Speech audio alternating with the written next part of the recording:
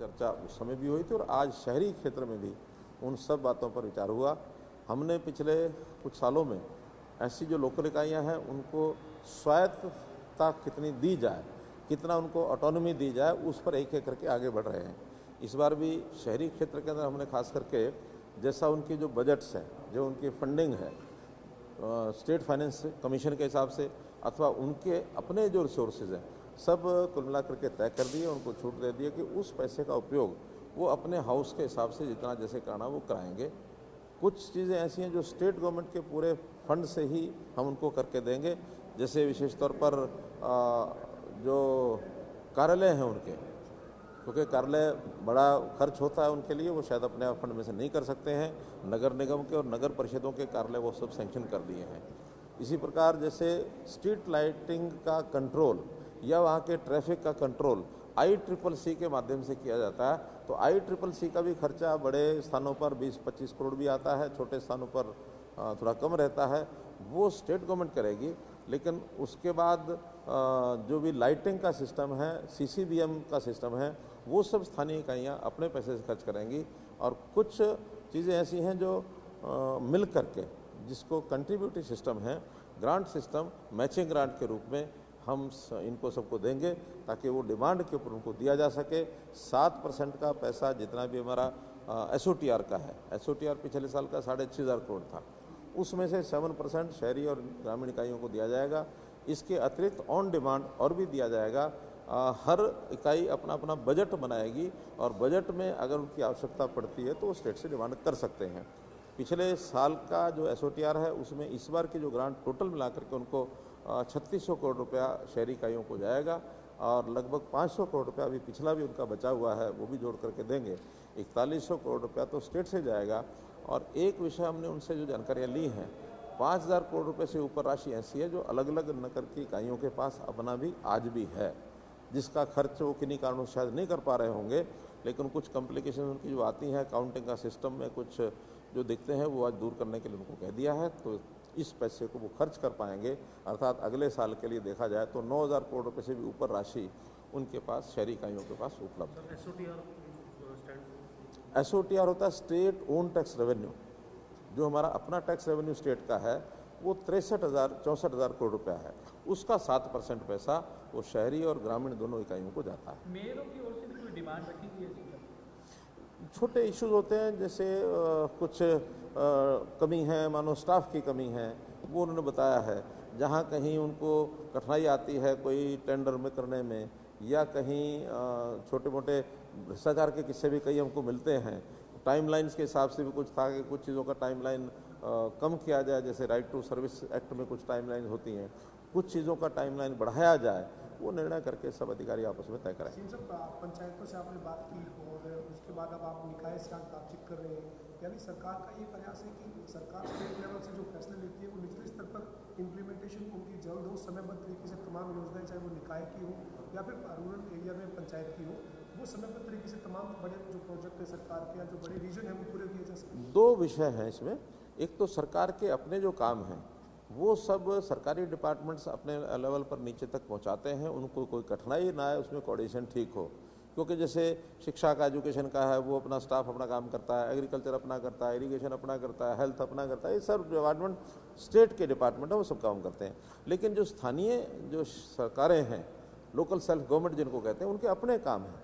स्वच्छता का काम उनका है, शहर में सुंदरता का काम उनका है, रेगुलेशन ऑफ कॉलोनीज जो है, अनऑथराइज कॉलोनीज, उनका काम उनका है। तो इस प्रकार के जितने काम हैं ये सब स्थानीय इकाइयों के होते हैं, वो सब अपने काम करते हैं। छोटे छोटे विकास के काम वो उनको बताए गए हैं। जिला परिषदों को जैसे हमने काम बताया कि बस को शेल्टर है वो उनको दे दिए, वो बनाएंगे। एनुअल मेंटेनेंस है कुछ चीज़ों का, वो उनको बताया, वो करेंगे। तो जो कामों का बंटवारा, ये एक प्रकार की स्थानीय सरकारें, अलग सरकारें होती है स्टेट गवर्नमेंट से, केवल इनको फैसिलिटेट करना हमारा काम है, फंड्स देना हमारा काम है, ऑडिटिंग करेंगे, उनको काम करने की तकलीफ, कोई कठिनाई आती है, इंजीनियरिंग डिपार्टमेंट है, वो उनके लिए उनको उपलब्ध कराया जाएगा। तो ये सरकारें अलग सरकारें हैं, थर्ड टीयर जिसको कहते हैं, इसको सपोर्ट करना, सहयोग करना, कोई कठिनाई आए उसका हल निकालना, ये स्टेट गवर्नमेंट का काम है। कॉलोनीज को लेकर के आपने बात की, कोई पैमाना ऐसा बनाया है कि अवैध कॉलोनी कौन सी आप नियमित करने को लेकर के जा रहे हैं और कौन सी अवैध कॉलोनी आगे आप नहीं बननी चाहिए, कुछ पैमाना पैमाना उसका यही है कि अब किसी नई अवैध कॉलोनी की कोई रजिस्ट्रेशन नहीं होगी, पहला विषय। कोई भी पुरानी जो कॉलोनियाँ अवैध कॉलोनियाँ हैं उनमें रजिस्ट्रेशन के लिए दो कंडीशन लगाई गई हैं, एक एनओसी और एक NDC. NDC no due certificate, वो उनको अर्बन लोकल बॉडी से लेना होता है ताकि कोई भी पिछला पैसा किसी तरफ बकाया ना हो। एनओसी वो हमारा डिपार्टमेंट टाउन कंट्री प्लानिंग देता है कि ये एरिया अब हमने ऑथराइज कर दिया है। ऑथराइजेशन की शर्तें ये है कि पर्याप्त चौड़ी गलियाँ होनी चाहिए, उसको अप्रोच रोड वो ठीक होना चाहिए। तो इस प्रकार की मोटी मोटी शर्तें हैं, ज़्यादा उसमें कोई बहुत नहीं है। सबके नक्शे हमने मंगवा लिए हैं। अभी पिछले दिनों में 190 कॉलोनियाँ हमने स्वीकृत कर दी हैं, लेकिन और अभी 600, 650, 700 कॉलोनी ऐसी हैं जो पाइपलाइन में हैं।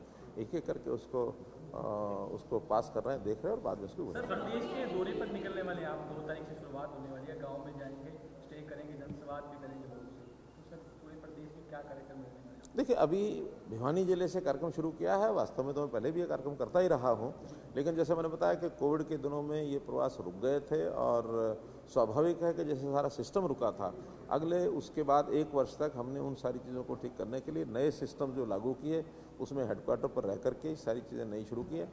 अब अगला 1 वर्ष 1.5 वर्ष जो है वो फील्ड के लिए मैंने शुरू किया। ग्राम के जो प्रवास मैंने शुरू किया वो भिवानी जिले से 2, 3, 4 3 दिन का ये मेरा टूर प्रोग्राम है। इसके बाद आगे बनेगा आपको बताएं। राहुल गांधी के मामले में जो कांग्रेस है वो लगातार मुखर हो रही है। कल हिमाचल के मुख्यमंत्री चंडीगढ़ में हरियाणा कांग्रेस कार्यालय में थे, कह रहे थे कि लोकतंत्र का गला घोट रही है भारतीय जनता पार्टी और बीजेपी जो है वो डर गई है राहुल गांधी से। तो ये आप किस नज़र से देखते हैं सर इस पूरे घटनाक्रम?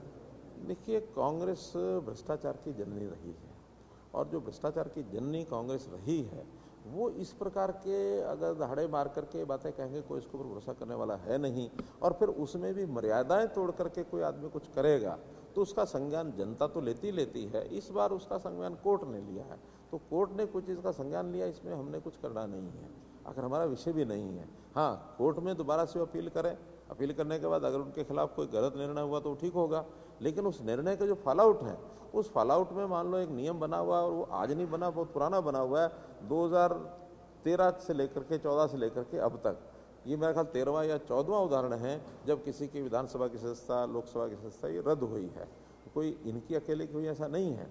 हमारे यहाँ भी एक प्रदीप कालका चौधरी, उनकी भी सदस्यता रद्द हुई थी, बाद में कोर्ट में राहत उनको मिल गई, बहाल हो गई है।